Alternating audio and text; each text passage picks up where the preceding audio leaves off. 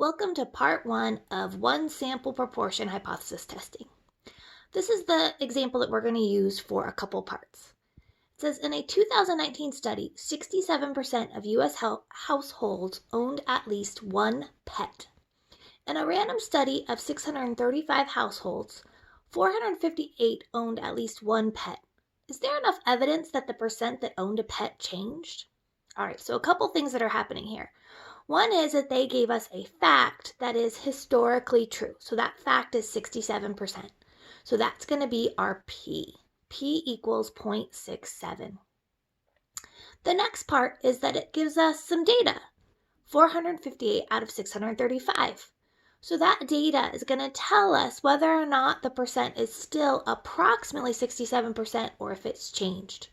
This is what's called the null hypothesis and the alternate hypothesis. Okay, so over here, the null hypothesis is H sub 0.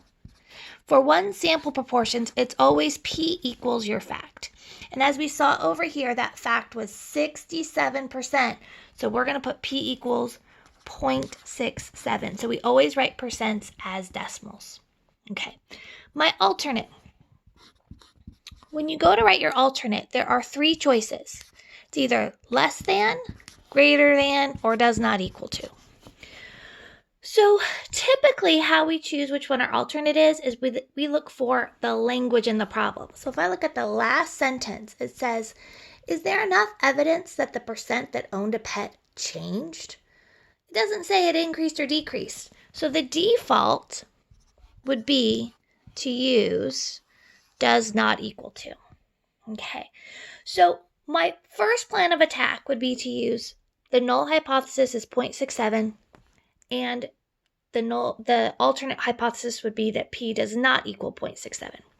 However, there is a different one that you could do. It could be one of these.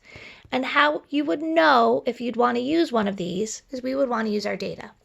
That 458 out of 635. So if you take 458 and you divide it by 635, excuse me a second as I reach for my calculator.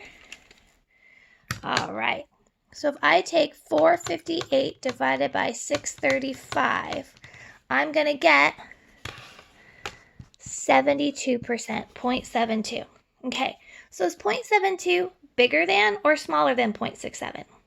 That's right, it's bigger than. So the other alternate hypothesis that you could do is this one.